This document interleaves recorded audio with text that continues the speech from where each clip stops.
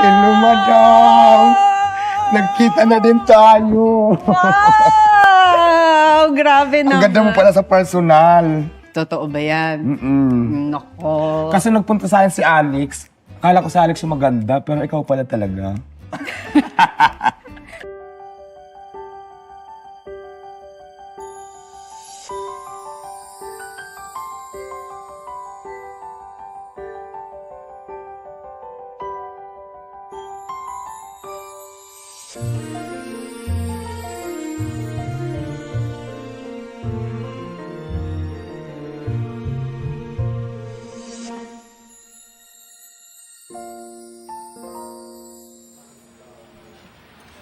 Nagmula sa kalangitan, lumagapak sa kalupaan, narito na sa inyong harapan ang nag-iisang diwata na mukhang kawatan. Nagmula sa kalangitan, lumagapak sa kalupaan, narito na sa inyong harapan ang nag-iisang diwata na Diyosa ng mga parisan. Binago ko na. Ay, di na mukhang yung sa kawatan. Di na. Binago ko na siya. Kasi wala ng mga duguan. Oo, wala na. At saka yun, yung ano namin doon, okay na yun.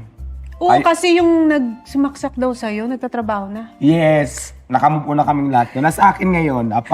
Move on na kayong lahat. Oo, nagkapatawan. Pagkatapos kang saksakin. Kaya kami nag-away-away doon kasi parang Nag-away-away noong Oo. 2016. Ayun nga yung ayun yung nanyos kami before. Yes. Yun ang dahilan kasi sabi ko kung may mga bisyo kayo, pwede kung hindi nyo kayang tigilan, wala naman akong pakialam doon pero umalis na kayo dito sa poder ko. Kasi kaya sila napunta doon sa tulay dahil sa akin, ako nagpatira sa kanila kasi sa kalsada lang kami nagkakilala. Pero kung may mga bisyo kayo, para hindi naman ako madamay, umalis na lang kayo. Ay syempre, ang pinupoint nila is hindi naman ako may-ari ng tulay.